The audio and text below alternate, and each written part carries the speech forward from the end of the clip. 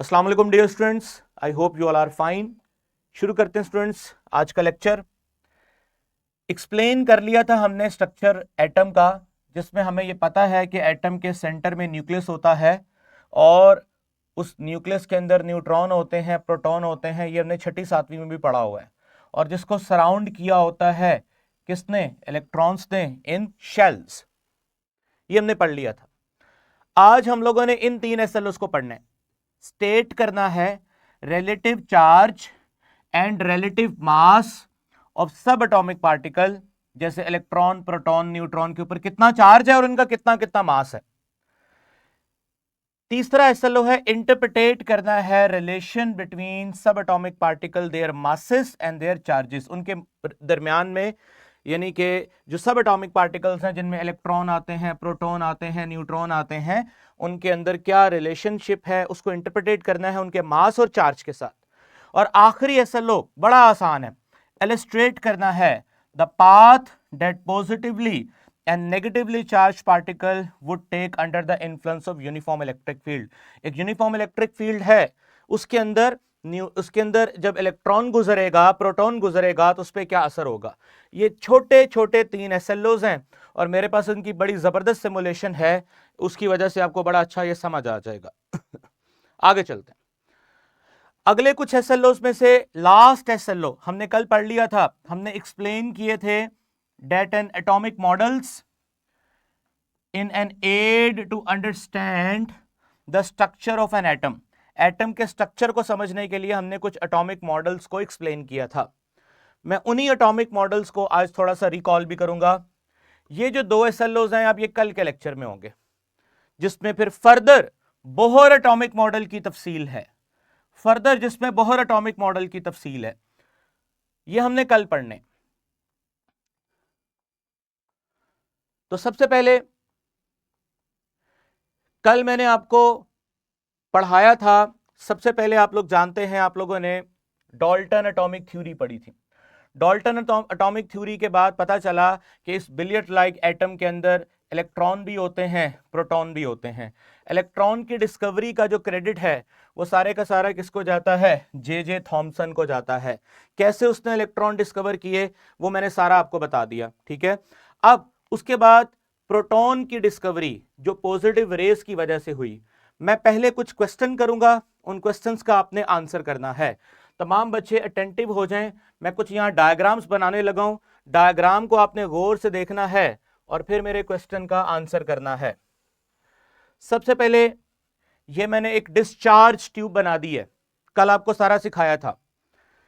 इसके अंदर मैंने एक प्लेट लगाई, दूसरी प्लेट भी लगाई, किसी प्लेट में कोई सुराख नहीं है। इस प्लेट को मैं बैटरी के पॉजिटिव से कनेक्ट करने लगा हूं और इस प्लेट को बैटरी के नेगेटिव से कनेक्ट करने वाला हूं। आप में से कोई बच्चा अपने ही टीचर को बताएगा, शाबाश, पॉजिटिव प्लेट का कल क्या नाम रखा था और नेगेटिव प्लेट का क्या नाम रखा था। टीचर्स काइंडली अपने अपने बच्चों से पूछें जी, अपने अपने टीचर्स को बताइए। नेगेटिव प्लेट का नाम आपने दिया था कैथोड और पॉजिटिव प्लेट का नाम आपने दिया था एनोड। अब आप मेरे से ये क्वेश्चन कर सकते हैं, सर जब भी किसी चीज को कोई नाम देते हैं तो उसके पीछे कोई ना कोई लॉजिक होती है। अगर हमने कैथोड को कैथोड कहा है तो कैथोड का लफ्ज कैसे आया? मुंह उठा के तो नहीं किसी ने कह दिया होगा कैथोड, तो उसकी लॉजिक सुन लो। आपके सिलेबस में तो नहीं है लेकिन इंफॉर्मेशन के लिए बता रहा हूं आपको। स्टूडेंट्स, आपके टीचर्स आपको मजीद क्लियर करेंगे कि केमिस्ट्री में दो तरह के आयंस होते हैं। आयंस उन पार्टिकल्स को बोलते हैं जिन पे चार्जेस होते हैं। आयंस उन पार्टिकल्स को बोलते हैं जिन पे चार्जेस होते हैं। एक होता है कैटाइन और एक होता है एनाइन।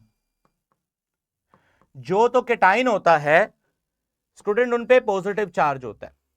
जो एनाइन होता है उन पे क्या चार्ज होता है? नेगेटिव चार्ज होता है। ये समझ आ गया आपको? अब मैं आपको एक सिमुलेशन दिखाता हूं, उसके बाद आपको मजीद क्लियर होगा। अच्छा जी, गौर कीजिएगा बेटा, इस सिमुलेशन में ये आपको एक सिमुलेशन नजर आ रही है फुल स्क्रीन पे। ऊपर एक प्लेट है जिसपे नेगेटिव चार्ज है, देख रहे हो, गौर कर रहे हो? ऊपर एक लाइन है ब्लैक कलर की जिसके साथ जहां रन लिखा हुआ है ना, रन, उसके साथ नेगेटिव चार्ज है, और नीचे वाली प्लेट जिसके ऊपर ब्लैक कलर की प्लेट है जिसके ऊपर क्या चार्ज है, पॉजिटिव चार्ज है। और बिल्कुल ये देखें जरा, ये वाला डॉट, ये डॉट आपको नजर आ रहा है, ये ब्लू कलर का डॉट है। मुझे नहीं पता इस ब्लू कलर के डॉट के ऊपर क्या चार्ज है। बाय द वे ये नीचे मेंशन है, अगर आप नीचे प्लेट देखें, नीचे यानी कि ये वाला एरिया देखें, तो यहां इसकी स्पीड भी हम चेंज कर सकते हैं, इसका चार्ज भी हम चेंज कर सकते हैं। फिलहाल इसके ऊपर जो चार्ज है वो फर्ज करो पॉजिटिव चार्ज है, +5 microcoulomb. Microcoulomb is a unit of charge, +5 charge है। अब ये पार्टिकल के ऊपर चूंकि प्लस चार्ज है, तो जल्दी से बताओ बेटा, मैंने अभी आपको बताया कि प्लस चार्ज वाले को क्या बोलते हैं, कैटाइन बोलते हैं। अब मैं क्या करने वाला हूं, मैं इसको रन करने लगा हूं, कि मतलब इसको मैं इस प्लेट में से गुजारूंगा। जैसे इस प्लेट में से गुजारूंगा तो आपने नोट किया ये प्लस वाला जो चार्ज था ये नेगेटिव प्लेट की तरफ गया। ये कुदरत का असूल है कि हमेशा चार्जेस ऑपोजिट चार्ज को क्या करता है, अट्रैक्ट करता है। तो पॉजिटिव ने नेगेटिव को क्या किया, अट्रैक्ट किया। आप में से कौन बच्चा बताएगा, अभी मैंने बोला पॉजिटिव चार्ज का नाम क्या है, कैटाइन। ऐसा आयन जो पॉजिटिव चार्ज होता है वो कैटाइन होता है, और जिस रॉड की तरफ वो जाएगा उस रॉड का नाम क्या रखेंगे, कैथोड। कैटाइन वाला रोड, ऐसा रोड से मुराद यहां पर एक सुलाख का नाम है, इस बार का नाम मैं रोड इसको कह रहा हूं। ऐसा रोड जिसकी तरफ कैटाइन्स आते हैं उनका नाम क्या होगा, कैथोड। कैटाइन वाला रोड समझ आ गया। अब इधर देखो, अब मैं क्या करता हूं, नीचे इसको फुल स्क्रीन करें, ये देखें चार्ज को मैं चेंज करने लगा हूं, पॉजिटिव से बेटा मैं क्या करने वाला हूं, नेगेटिव। अब आपके टीचर्स आपको दिखा सकते हैं स्क्रीन पे कि ये चार्ज देखो जरा, -5 आ गया, पहले +5 था, अब -5 आ गया। ठीक है, अब इस -5 चार्ज को मैं रन करता हूं, यानी अब नेगेटिव वाला चार्ज कहां गया, पॉजिटिव प्लेट की तरफ। शाबाश, जल्दी बताओ, मैंने नेगेटिव चार्ज को क्या बोला था, एनाइन। और एनाइन जिस रॉड की तरफ जाएगा उसको क्या बोलेंगे, एनाइन वाला रॉड यानी एनोड। तो आपको कैथोड और एनोड की ओरिजिन समझ आ गई होगी कि कैटाइन जिस तरफ मूव करते हैं वो कैथोड होता है, एनाइंस जिस तरफ मूव करते हैं वो क्या होता है, एनोड होता है। अपने अपने टेक्स्ट बुक्स पे इसको लिख लीजिएगा बाद में, ये मैंने आपको लॉजिक बता दी है। अच्छा, अब आप मुझे बताएं, अगर इसमें हवा होगी, गैस होगी, बहुत सारी गैस के मॉलिक्यूल होंगे, तो क्या बैटरी ऑन करने पर करंट गुजरेगा, बैटरी ऑन करने पर करंट गुजरेगा इसमें से, अपने अपने टीचर्स को बताएं, शाबाश। नहीं गुजरेगा। क्यों नहीं गुजरेगा, इसलिए नहीं गुजरेगा क्योंकि जो बैटरी का पॉजिटिव टर्मिनल है जिसको आपने एनोड बोला है, उस सरफेस के ऊपर क्या चार्ज है बेटा, पॉजिटिव। और कल मैंने बताया था आपको ये पॉजिटिव सरफेस कैथोड जो कि मेटल का बना हुआ है, और मेटल में क्या पाए जाते हैं बेटा, इलेक्ट्रॉन्स पाए जाते हैं, जो कि उस दौर में साइंटिस्ट को नहीं पता थे। तो अब ये पॉजिटिव प्लेट इन नेगेटिव इलेक्ट्रॉन्स को खींचना चाहती है, लेकिन रास्ते में रश बहुत है। ये बिल्कुल उस बाजार की तरह है, अनारकली लाहौर का बाजार है, बहुत मशहूर, रश ही रश होता है। एक एंड पे खड़ा होकर मैं अपने दोस्त को आवाज दे रहा हूं, मेरी बात सुनो, मेरी आवाज उस तक जाएगी नहीं, रास्ते में रश बहुत है। तो सिमिलरली एनोड जो इलेक्ट्रॉन्स कैथोड के अपनी तरफ खींचना चाहता है, रास्ते में रश बहुत है, नहीं खींच पाएगा। तो हम क्या करेंगे, वैक्यूम क्रिएट करेंगे। वैक्यूम क्रिएट करने का मतलब है साइड पे एक वैक्यूम पंप लगा देंगे और हवा को बाहर निकालने की कोशिश करेंगे। जैसे ही हम हवा को बाहर निकालने की कोशिश करेंगे तो अंदर रश कम होना शुरू हो जाएगा। बेटा जब अंदर रश कम होना शुरू हो जाएगा, ये सारा नहीं मिटाना ना, मैं खुद ही कर लेता हूं। जब अंदर रश कम होना शुरू हो जाएगा, हवा कम, अच्छा सारी हवा को नहीं निकाल सकते, कुछ मॉलिक्यूल बच जाएंगे। आप जितनी मर्जी सफाई कर लो, कमरे में से सारी डस्ट नहीं रिमूव हो सकती, चंद डस्ट पार्टिकल बच जाएंगे। अब रश के कम होने से, यानी वैक्यूम के कम होने से क्या होगा बेटा, ये इलेक्ट्रॉन्स निकलेंगे, शाबाश, ये इलेक्ट्रॉन्स निकलेंगे और अपना सफर शुरू करेंगे। किस तरफ? जिस तरफ ये जाना चाहते हैं। किस तरफ जाना चाहते हैं? ये पॉजिटिव प्लेट, ये पॉजिटिव प्लेट इन इलेक्ट्रॉन्स को दरअसल अपनी तरफ क्या कर रही थी? खींच रही थी। तो ये इलेक्ट्रॉन मूव करेंगे। शाबाश बेटा, अपने अपने टीचर्स को बताएं, टीचर्स भी बच्चों से पूछें, इन रेस को मैंने कल क्या नाम दिया था? ये रेडिएशंस को मैंने कल क्या नाम दिया था? अपने अपने टीचर्स को बताएं। शाबाश शाबाश। These rays are called cathode rays. इनको मैंने कैथोड रेस का नाम दिया था, जो कि जे थॉमसन ने कहा ये कैथोड रेस हैं, इनके ऊपर क्या चार्ज है? मनफी चार्ज है, नेगेटिव चार्ज है। कैसे पता चला था? याद है? याद है कल मैंने इनके गिर्द इलेक्ट्रिक फील्ड लगाया था। दोबारा दिखा देता हूं, गूगल पे जाएं, जावा लैब, मैं आपको दोबारा वो दिखा देता हूं।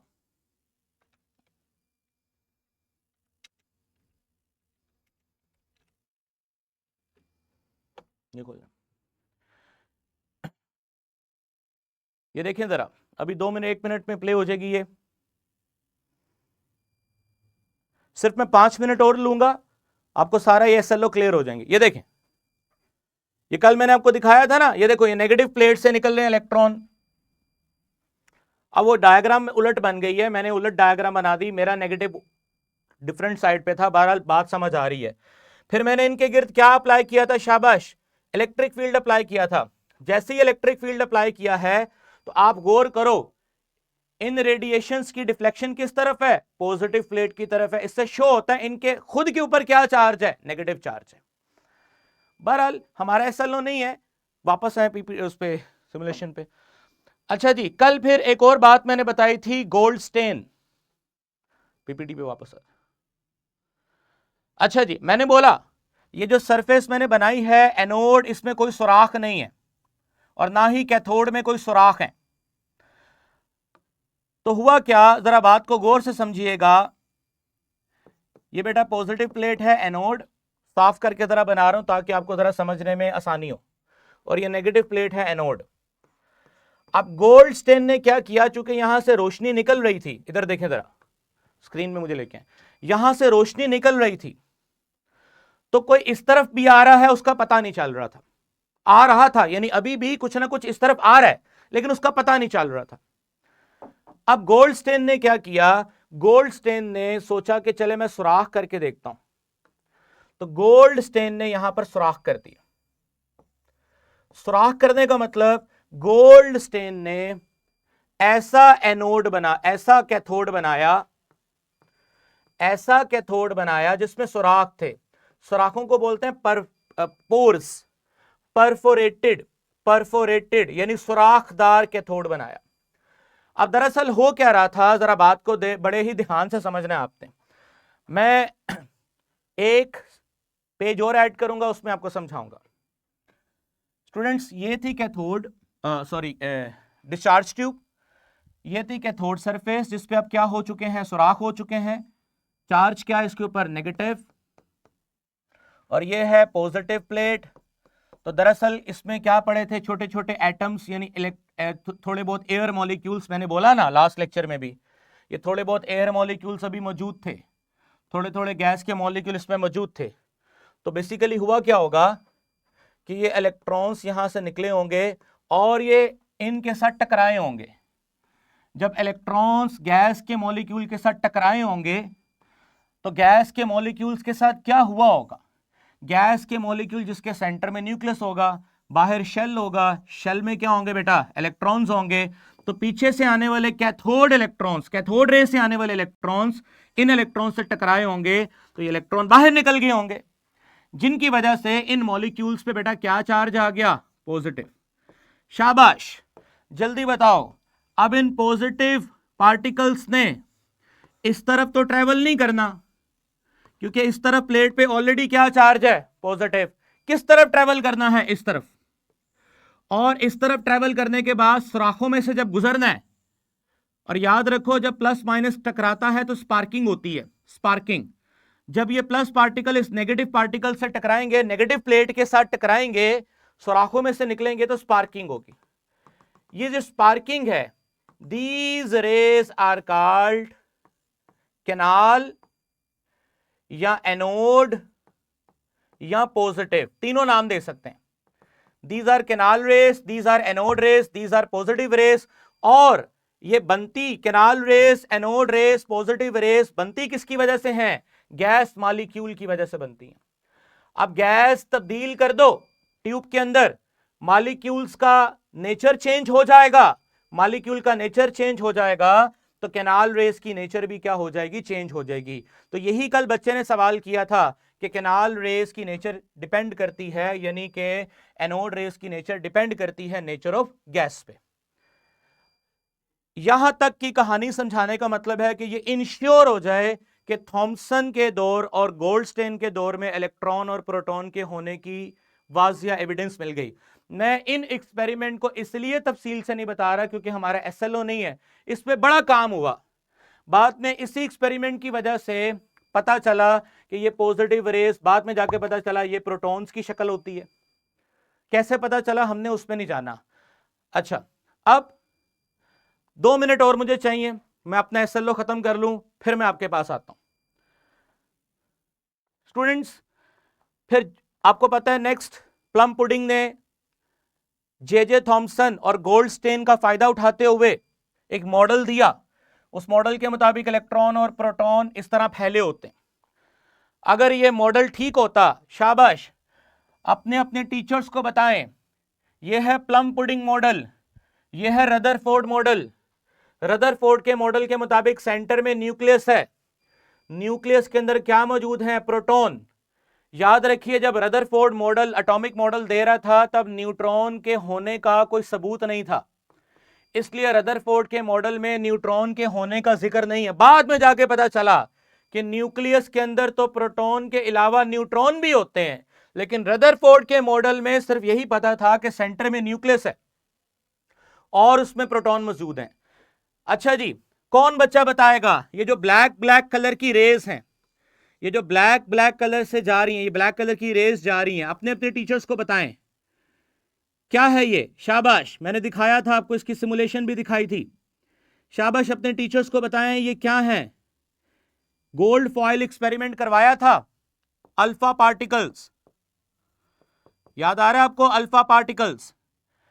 अगर प्लम पुडिंग मॉडल ठीक होता तो अल्फा पार्टिकल्स को सीधा ही गुजर जाना चाहिए, सीधा ही गुजर जाना चाहिए, लेकिन हकीकत में अल्फा पार्टिकल्स एज कर रहे थे, बाउंस बैक हो रहे थे, डिफ्लेक्ट हो रहे थे, जिससे पता चला प्लम पुडिंग गलत है, रदरफोर्ड एटॉमिक मॉडल क्या है? ठीक है। इस बारे में मैं आपसे ऑलरेडी बात कर चुका हूं। Again, alpha particles gold foil पे टकराया, पार्टिकल सीधे गुजर गए लेकिन कुछ रीबाउंस हो गए, उससे पता चला कि एटम के सेंटर में क्या है? न्यूक्लियस। रदरफोर्ड का सबसे बड़ा मसला क्या था? वो किसको नहीं बता पाया? शाबाश, किसको नहीं बता पाया? इलेक्ट्रॉन की पोजीशन नहीं समझा पाया, जो कि आगे हमने पढ़नी है। अच्छा जी, एसएलओ का लास्ट पार्ट है, माजरत एक आधा मिनट मजीद लगेगा। तमाम स्टूडेंट्स इस तस्वीर को एनालाइज करें और मैं आपसे पूछूंगा, इस तस्वीर में दो व्हीकल्स जा रही हैं, एक हैवी व्हीकल है, एक लाइट व्हीकल है। सड़क आगे दो तरफ से मुड़ रही है, दोनों की बहुत ज्यादा स्पीड है। क्या आप मशवरा देंगे कि जो हैवी व्हीकल है वो ये वाला टर्न ले या ये वाला टर्न ले? कौन सा टर्न ले? अपने अपने टीचर्स को बताएं, हैवी व्हीकल कौन सा टर्न ले? ट्रक आ रहा है बड़ा तेज, उसने एकदम से लंबा मोड़ काटे या अचानक से छोटा मोड़ काट ले? पहले तो मुझे ये बताएं। शाबाश, अपने टीचर्स को बताएं। तो ज्यादातर बच्चे यही कहेंगे कि जो ट्रक होता है वो इस तरह का मोड़ काटे जो शार्प नहीं है। अब सबसे पहले तो मुझे बताओ, शार्प टर्न से मुराद क्या होता है? ये जो टर्न है स्टूडेंट, ये शार्प टर्न है, ठीक है सॉरी ये नहीं है, ऊपर वाला टर्न शार्प है, यानी जो अचानक मोड़ काटना है शार्प, और ये लॉन्ग टर्न है, लॉन्ग टर्न। याद रखिएगा जो हैवी व्हीकल होगी अगर वो शार्प टर्न लेगी तो वो गिर जाएगी, एक्सीडेंट हो जाएगा उसका। तो मशवरा यह है कि जो हैवी व्हीकल है वो लॉन्ग टर्न ले, और जो लाइट व्हीकल है वो चाहे तो शॉर्ट टर्न भी ले सकती है। इस चीज को बताने का मकसद क्या है? इस चीज को बताने का मकसद क्या है बेटा? इलेक्ट्रॉन प्रोटॉन के ऊपर सेम लेवल का चार्ज होता है। जितना चार्ज इलेक्ट्रॉन पे होता है उतना चार्ज ही प्रोटॉन पे होता है। अगेन ये बात किन साइंटिस्ट ने बताई? हमें उन साइंटिस्ट का नाम जानना है। ये बात हमें मिल्कन साइंटिस्ट ने बताई, इलेक्ट्रॉन पे कितना चार्ज होता है, और बाद में कैथोड रेस वाले प्रैक्टिकल में ही हमने डिटेल स्टडी करके प्रोटॉन के ऊपर कितना चार्ज होता है वो भी हमने निकाल लिया। सेम चार्ज है इलेक्ट्रॉन प्रोटॉन पे। जब सेम चार्ज है तो हम रिलेटिव चार्ज कहते हैं -1 एंड +1, यानी कि रिलेटिव चार्ज होता है, आप इन दोनों को डिवाइड कर दो, डिवाइड करोगे तो आंसर क्या आएगा? सेम आएगा, 1 आएगा, नीचे वाले का भी 1 आएगा। तो रिलेटिव चार्ज दोनों का क्या है? सेम है, मतलब साइन चेंज है, माइनस में है और एक का प्लस में है। मास की बात करें तो बेटा इलेक्ट्रॉन का मास प्रोटॉन के मुकाबले में, अगर प्रोटॉन का मास अगर हम 1 मान लें तो इलेक्ट्रॉन का मास प्रोटॉन के मुकाबले में 1/1836 होगा। 1/1836 का मतलब है कि प्रोटॉन का मास इलेक्ट्रॉन के मुकाबले में 1836 गुना कम होगा। किलोग्राम में भी देख लो, ये बेटा ये प्रोटॉन का मास है, इस प्रोटॉन के मास को 1836 से तकसीम कर दो, यानी 1836 गुना कम कर दो, डिवाइड कर दो, तो आपके पास ये आंसर आ जाएगा। जब आपके पास ये आंसर आएगा तो पता चलेगा कि इलेक्ट्रॉन का मास प्रोटॉन के मास से 1836 गुना कम होता है। न्यूट्रॉन पे आते हैं। बेटा न्यूट्रॉन जो है, न्यूट्रॉन पे कोई चार्ज नहीं होता, न्यूट्रल होता है। जब न्यूट्रॉन पे कोई चार्ज नहीं होता, न्यूट्रल होता है, अब न्यूट्रॉन का मास एग्जैक्टली प्रोटॉन के बराबर बराबर ही होता है। यानी अगर मैं प्रोटॉन के मास को 1 कहूं तो न्यूट्रॉन के मास को भी क्या कहूंगा? 1। न्यूट्रॉन का मास और प्रोटॉन का मास तकरीबन तकरीबन बराबर है। इलेक्ट्रॉन का मास इलेक्ट्रॉन का मास प्रोटॉन के मास के मुकाबले में 1836 गुना कम है। मेरी टीचर से गुजारिश है जो क्लास में बैठे हैं वो इस चार्ट को पहले 5 मिनट में समझा दे बच्चों को। ये चार्ट फुल स्क्रीन आपके सामने, फिर मैं इसकी सिमुलेशन दिखा दूंगा आपको, जिसमें ये ट्रक वाली बात जो मैंने की है ना, जिसमें हमने चार्जेस की डिफ्लेक्शन बतानी है बच्चों को कि कौन चार्ज इलेक्ट्रिक फील्ड में ज्यादा डिफ्लेक्ट करेगा कम, वो मैं फिर दिखाऊंगा।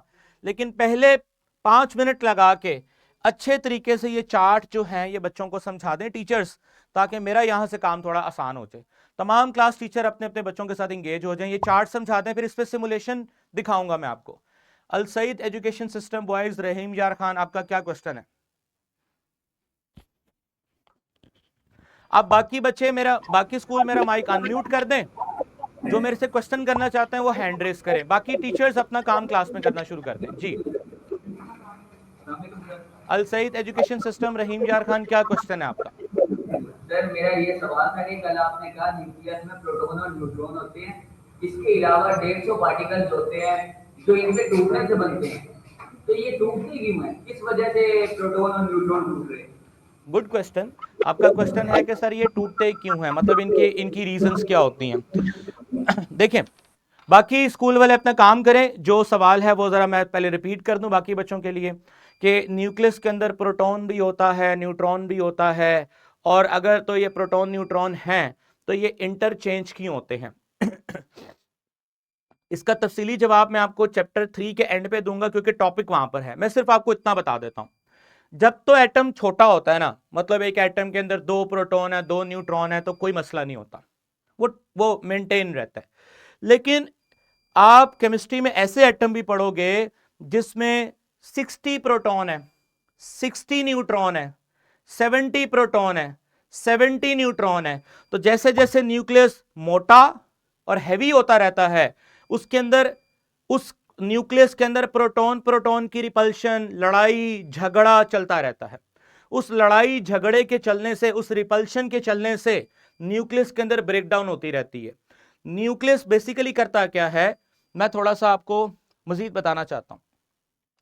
बेटा प्रोटॉन, न्यूट्रॉन याद रखो, न्यूट्रॉन टूट सकता है प्रोटॉन के अंदर, प्रोटॉन रिकंबाइन होकर न्यूट्रॉन दोबारा बना सकता है। तो एक न्यूक्लियस अपने अंदर प्रोटॉन न्यूट्रॉन की मिकदार को कम ज्यादा इसलिए करता रहता है ताकि वो अपने न्यूक्लियर स्ट्रक्चर को क्या कर सके, स्टेबल कर सके। अभी तक मैं सिर्फ इसका आंसर इतना ही दे सकता हूं, क्योंकि इसको समझाने के लिए मजीद कॉन्सेप्ट्स की जरूरत है। वो मैं आपको चैप्टर 3 के एंड पे पढ़ाऊंगा। आप अपनी बुक में चैप्टर 3 के एंड पे जाओगे ना, तो रेडियो एक्टिविटी का टॉपिक है। ये बातें हम रेडियो एक्टिविटी में मजीद डिटेल से डिस्कस करेंगे। अभी के लिए इतना ही समझो कि न्यूक्लियस अपनी स्टेबिलिटी के लिए ये काम करता रहता है। ठीक हो गया। लिटिल स्टार स्कूल शेखुपुरा जी, क्या क्वेश्चन है आपका? शाबाश। अस्सलाम वालेकुम सर। वालेकुम सलाम। ये जो आपने मैसेज लिखे हैं इलेक्ट्रॉन और प्रोटॉन के, ये स्टिल थ्योरेटिकल हैं या हमने जैसे रिलेटिव एटॉमिक मास के लिए कंपैरेटिव बैलेंस कोई ऐसा डिस्कवर कर लिया है, उससे कंपेयर करके इसको निकाला जाता है? देखें, मैं आपको सिंपल सा बताता हूं। मिल्कन ऑयल ड्रॉप मेथड, अगर आप पुरानी फर्स्ट ईयर की किताब देखें तो मिल्कन जी ऑयल ड्रॉप मेथड एक बाकायदा, सवाल क्या है, मैं पहले सवाल सबके लिए रिपीट कर दूं ताकि बाकियों का भी फायदा हो जाए। क्वेश्चन है लिटिल स्टार वालों की तरफ से कि ये जो हमने मासेस लिखे हैं कि इतना प्रोटॉन का मास है, इतना इलेक्ट्रॉन का मास है, इतना न्यूट्रॉन का मास है, क्या ये थ्योरेटिकल मासेस हैं या प्रैक्टिकली हमने इनको फाइंड किया हुआ है? तो फर्स्ट ऑफ ऑल मैं थोड़ा सा इनको फाइंड करने का मेथड बता देता हूं, खुद ही हमें आइडिया हो जाएगा। फाइंड हमने इनको ऐसे किया हुआ है कि जब किसी इलेक्ट्रिक फील्ड में से चार्ज को गुजारते हैं, नेगेटिव चार्ज है तो वो पॉजिटिव प्लेट की तरफ डिफ्लेक्ट होता है। टीचर्स इस बात को समझ जाएंगे, जो बच्चों को आगे आसान लफ्जों में समझा दीजिएगा। फिर हम जब मैग्नेटिक फील्ड में से गुजारते हैं तो ये चार्ज पार्टिकल डिफ्लेक्ट करता है। फिर हम करते क्या है, इलेक्ट्रिक और मैग्नेटिक फील्ड दोनों की ताकत को बैलेंस करते हैं, तब ये जाकर चार्ज सीधा गुजरता है। अब यहां पर हम आगे क्या करते हैं, यहां पर हम इलेक्ट्रिक फील्ड और मैग्नेटिक फील्ड, चूंकि दोनों की स्ट्रेंथ को ऐसे मैनेज किया है कि इलेक्ट्रॉन सीधा जाकर दोबारा टकरा रहा है उस पॉइंट पे जहां पर वो इलेक्ट्रिक और मैग्नेटिक फील्ड के बगैर टकराता था। अब फिजिक्स के अंदर फिर इलेक्ट्रिक और मैग्नेटिक फील्ड के फर्दर फार्मूलेशन होती है, यहां पर इक्वेशन ड्राइव होती है। उस इक्वेशन की मदद से हम कितना इलेक्ट्रिक फील्ड हमने लगाया इस बैलेंस पॉइंट को हासिल करने के लिए, कितना मैग्नेटिक फील्ड अप्लाई किया इस बैलेंस पॉइंट को हासिल करने के लिए, वो अप्लाई करके हम इस चार्ज का क्या निकाल सकते हैं, मास निकाल सकते हैं। तो फिजिक्स हमें अलाउ करती है, और आप 11वीं 12वीं में जाके फिजिक्स में पढ़ोगे भी, कि किसी भी चार्ज्ड बॉडी का अगर आपने मास निकालना है तो उसका तरीकाकार क्या है कि आप उसको इलेक्ट्रिक फील्ड में से पास करें, मैग्नेटिक फील्ड में से पास करें, बाद में बैलेंस पॉइंट हासिल करें। बैलेंस पॉइंट हासिल करने के बाद फिजिक्स में इलेक्ट्रिक और मैग्नेटिक फील्ड की कुछ फार्मूलेशन है वो अप्लाई करें, और वो आपको अलाउ करती है कि आप उस चार्ज बॉडी का डायरेक्टली क्या फाइंड कर सकते हैं, मास फाइंड कर सकते हैं। सेम मेथड से हमने इलेक्ट्रॉन का मास भी निकाला हुआ है और सेम मेथड से हमने प्रोटॉन का मास भी निकाला हुआ है। तो ये आंसर है कि यस, ये प्रैक्टिकली हमने मास इतने फाइंड आउट किए हुए हैं। सर आप मजीद थैंक यू। कुछ अब इस चीज को ना बच्चों को आसान लफ्जों में समझा दें, ये मैं सिर्फ कोशिश कर रहा था कि हम अपना नॉलेज एक्सचेंज करें। जी, कामरान पब्लिक स्कूल ने हाथ खड़ा किया। आखिरी 2 मिनट में मैं इसकी सिमुलेशन दिखाऊंगा। कामरान पब्लिक स्कूल का पहले क्वेश्चन लेते हैं। जी, माइक अनम्यूट करें। सर आपकी जो वीडियो होती है उसके नीचे डिस्क्रिप्शन बॉक्स में ना क्वेश्चन बैंक आता है और ना ही वर्कशीट आती है। नहीं, वर्कशीट तो बेटा मैंने ना जो ग्रुप बना हुआ है ना उस पर फॉरवर्ड कर दी हुई है। मैंने इस पूरे नॉलेज की वर्कशीट ग्रुप में फॉरवर्ड कर दी हुई है। आपके टीचर ग्रुप में ऐड हैं, आप उनसे बात करें, वो आपको दे देंगे। ठीक है। क्विज भी मैंने कल जो है ना वो ग्रुप में फॉरवर्ड कर दिया हुआ है। Okay, thank you sir. अच्छा जी, ये फरहान स्कूल सिस्टम, आपने हाथ खड़ा किया है। ये आखिरी क्वेश्चन है, बाद में मैं इसकी सिमुलेशन दिखा के क्वेश्चन लूंगा। फरहान स्कूल सिस्टम जी।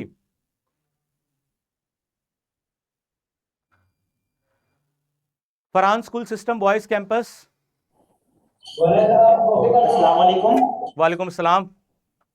सर ये जो आपने डिस्कवरी ऑफ प्रोटॉन के अंदर बताया कि जो नेगेटिव चार्ज होते हैं ये आपस उससे टकराते हैं, तो नेगेटिव नेगेटिव एक दूसरे को रिपेल करते होते हैं, वो टकराते किस बेस के ऊपर है? बहुत अच्छा एक सवाल किया, अच्छा सवाल किया कि सर ने पूछा कि ये बच्चों ने पूछा कि ये क्लियर कर दें कि नेगेटिव चार्जेस जो आपने बोला ये रिपेल करते हैं, तो आपने तो इनकी टक्कर लगा दी है। मतलब यहां पर तो इलेक्ट्रॉन इलेक्ट्रॉन को रिपेल करते हैं, तो ये तो इलेक्ट्रॉन इलेक्ट्रॉन को टक्कर लगा रहे हैं, और इलेक्ट्रॉन फिर इलेक्ट्रॉन को टकराने के बाद इलेक्ट्रॉन को निकाल भी रहा है। इसका जवाब बड़ा सिंपल है। देखिए जी, थोड़ी मिसाल अजीब है लेकिन समझाने में जरा काम आएगी, मुझे जरा स्क्रीन पे ले आए। एक बच्चा है, बच्चों को समझाने के लिए काम आएगी। चले मैं मिसाल को और आसान कर देता हूं कि अगर मुझे वॉशरूम में जाना है, मुझे बहुत तेज वॉशरूम आया है, और वॉशरूम के रास्ते में मेरे 5-6 दोस्त खड़े हैं, और मुझे जाना है वॉशरूम में, बहुत तेज वॉशरूम आया है, तो क्या मैं दोस्तों की वजह से रुकूंगा या उनको पीछे करके चले जाऊंगा? ऑब्वियसली मैं गुजर जाऊंगा। तो दरअसल ये इलेक्ट्रॉन्स जो हैं, इनको हर सूरत हर कीमत पे इनको अपने दोस्त के पास जाना है, और वो दोस्त कौन है? इनके सामने मौजूद एनोड प्लेट, इनको यहां तक पहुंचना है। भाई जब इनको यहां तक पहुंचना है तो ये रास्ते में रुकेंगे नहीं, रास्ते में जो भी आएगा उसके साथ टकराएंगे, और टकराने पे उनको नॉकआउट कर देंगे। ये वजह है कि इलेक्ट्रॉन इलेक्ट्रॉन को रिपेल भी करता है, लेकिन स्पीड इलेक्ट्रॉन की इतनी ज्यादा है कि वो इस चीज की फिक्र नहीं कर रहा और गुजर रहा है वहां से। अच्छा जी, टाइम का मैं बाकी सवाल लेता हूं, पहले मैं सिमुलेशंस दिखा दूं। अच्छा जी, वो खोलें जरा। हाँ नहीं, दूसरी वाली जो पहले वाली खोली थी आपने, इससे पहले जो खोली थी वो लैब। हाँ जी।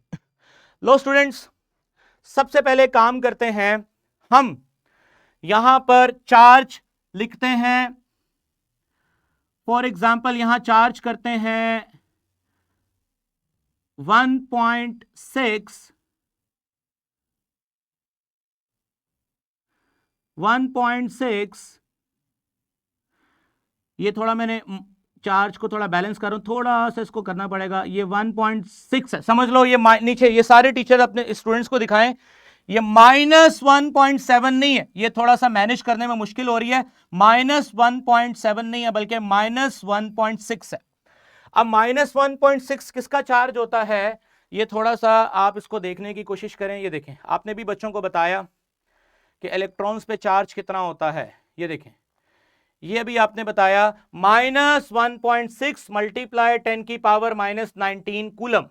अब मेरे पास वहां पर ऑप्शन नहीं है, इसलिए मैं इस फैक्टर को डिस्कस नहीं कर रहा, मैं बस कर रहा हूं जी -1.6।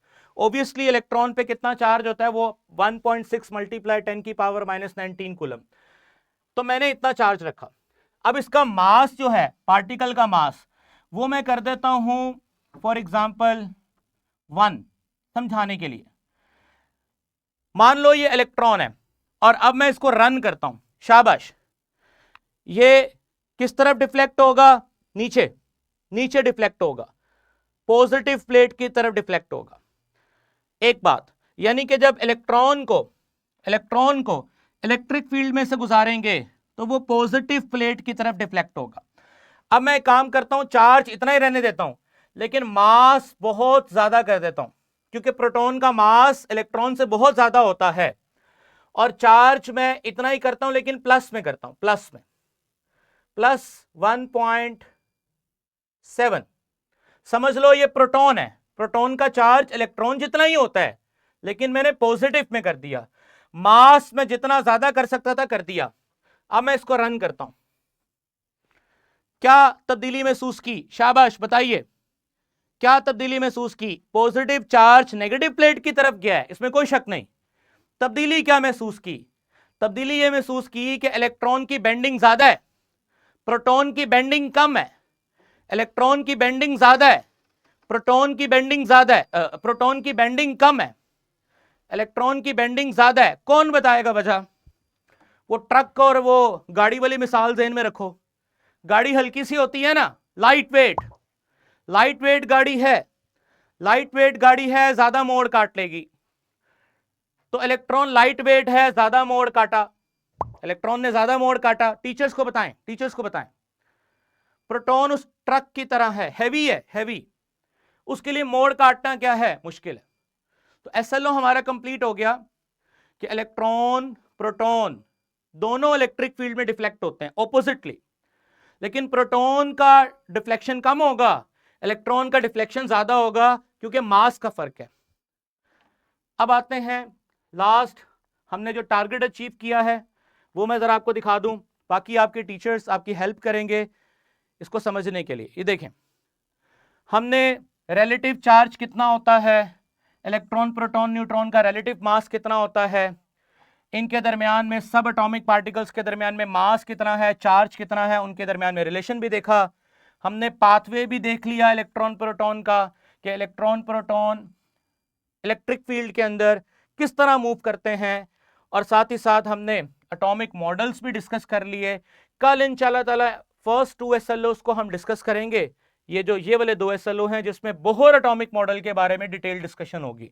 लेकिन पहले 5 मिनट मैं आपके क्वेश्चन लूंगा। अभी आपका बायो का लेक्चर स्टार्ट है, माजरत मैं आपके क्वेश्चन नहीं ले सकता, मुझे मैसेज कर दें, मैं उस पर इसका रिप्लाई कर दूंगा।